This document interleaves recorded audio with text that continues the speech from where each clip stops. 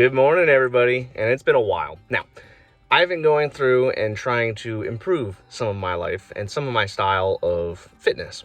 So that's where I've been for a little while, and I figured now's as good of a time as any to get back into making some videos. So we're going to change a little bit of our format, and I'm going to take you with me while we do some work, we do some home repair, and we're going to show you what's on the agenda. So today, we've got two septic systems that we got to look at, one well, and I've got to fix my stupid pressure washer so I can clean the grill. And I'm going to take you with me while we go ahead and figure out how do we fix that stupid pressure washer, because I've never done that before, but it should be pretty straightforward. I've already got the part that I think's gone bad, and I'm going to show you how to swap it out. So let's go ahead and get to the first job site, see what we're working with, and I'll see you in a few seconds with the mystical powers of video editing. So I got to the first one a little bit ago. Pretty much as soon as I got to the property, it was just get up and go and keep moving. So I haven't really had a chance to kind of set, what are we doing here? Well, today we're basically looking at the septic system in the well to make sure that everything's playing nice and doing what it's supposed to do. Unfortunately, I'm super busy on this one, so we're gonna have to do the magic of editing, move on to the next part when I finish, so that way I can walk you through what's going on, just because there's a lot of stuff to be done here. But it is an interesting one, and I think that this could help you as a potential buyer know what to look out for, especially when you're buying an older home in a not so well-known area with bad soil. What do you do? But let me go ahead and finish taking a look at everything, and I'll see you in like 2 seconds. So that house is a little bit of a doozy, and the reason why is it was built in the 1970s. Now, as we all know, I've covered many times on this channel, septic systems really are only designed to last about 30 or 40 years. So it was gonna be an interesting one no matter what we did, just based off the age of the home.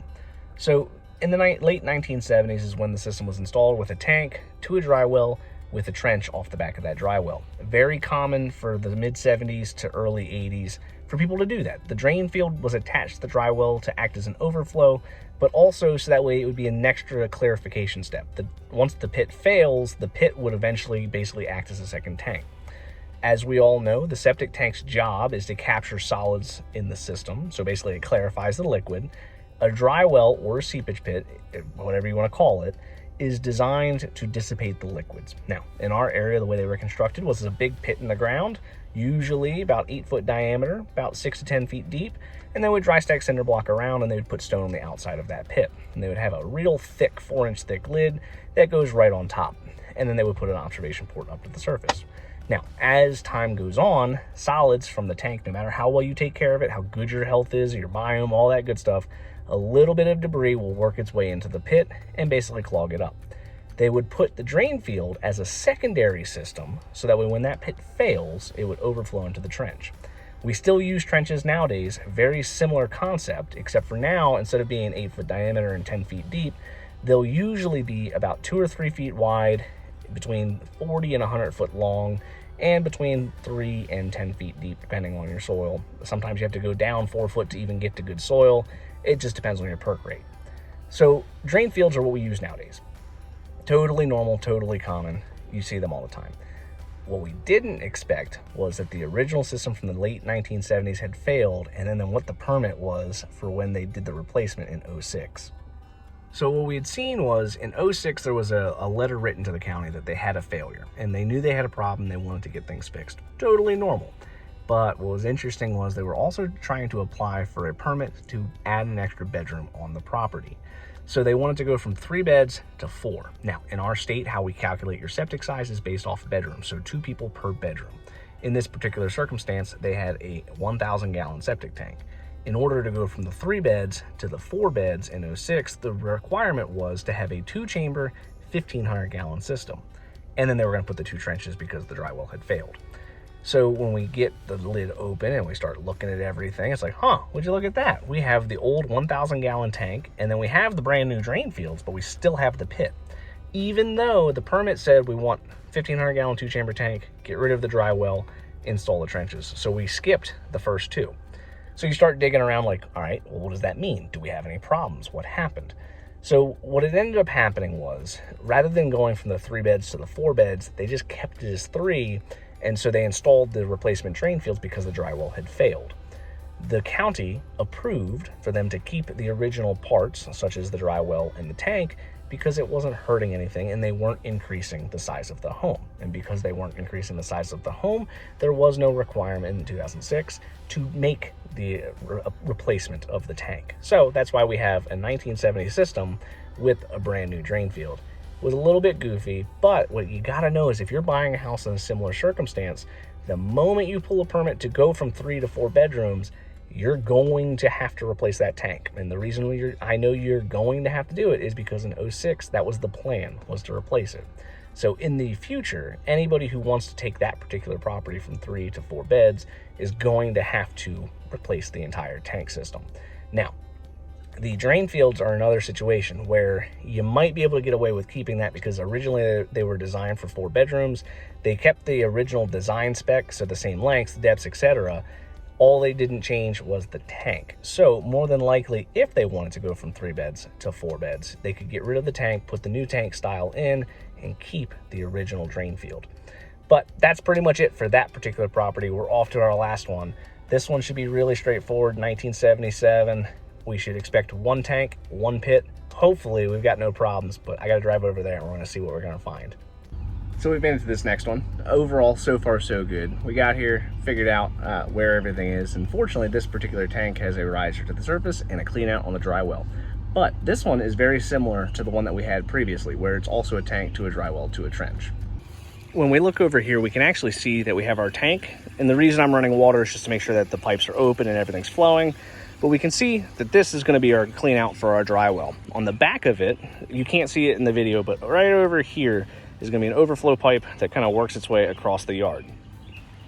Like we discussed earlier, this style was incredibly common back in the 70s and early 80s. So not entirely uncommon to see this. The benefit is that this one's actually still working, unlike the last one. The only downside that we have with this particular property is that the lot size is really, really tight. So what we're gonna do is we're gonna keep running that water to make sure that everything's flowing, and then we're gonna probe around a little bit, make sure nothing's getting wet, nothing's bubbling up. And hopefully as we run the water, everything continues to drain and we can have a nice functional system. So I'm gonna go ahead and do that. I'll see you in a few minutes to discuss what we find, and hopefully we find nothing squirrely. So we're all done running the water right now, and everything flowed perfectly fine. The dry well took the water, drain field took the water, everything probed dry, just the way that we wanna see it happen. With these older systems, they don't usually just fail overnight. A lot of times what'll happen is you'll get a slow, gradual, steady decline until eventually it's just so full it's got nowhere else to go but back. With septic systems, when you're looking to see if it's functional, you have to look to see, are there any evidence of staining from previously high water levels?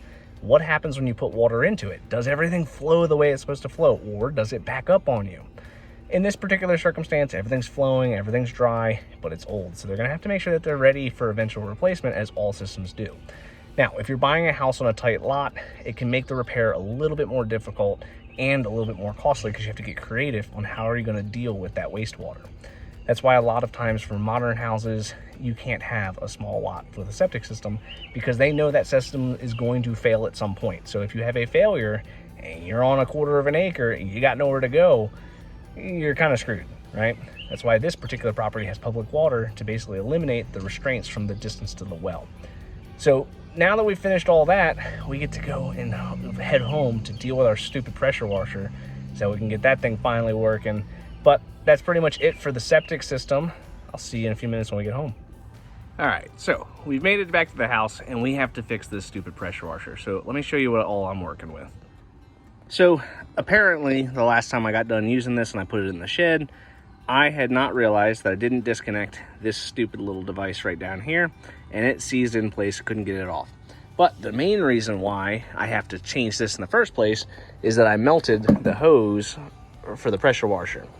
And unfortunately, when you melt the hose, you can't use it. It's just not safe in order to have a busted up hose. So because I can't get that stupid spigot or that little connection point off of the normal hose just to swap it out, I had to get another replacement piece. So this part is gonna go where that other brass piece goes until I can figure out how to get it unstuck. And then this is what we're gonna use to be able to actually pressure wash the house.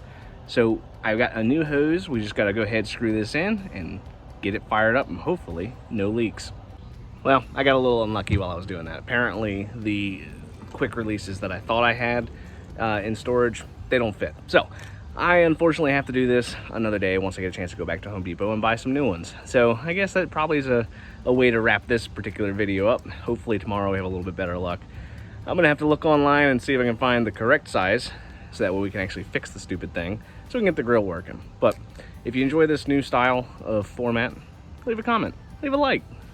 Tell me what you think. I'll look forward to talking to you guys later.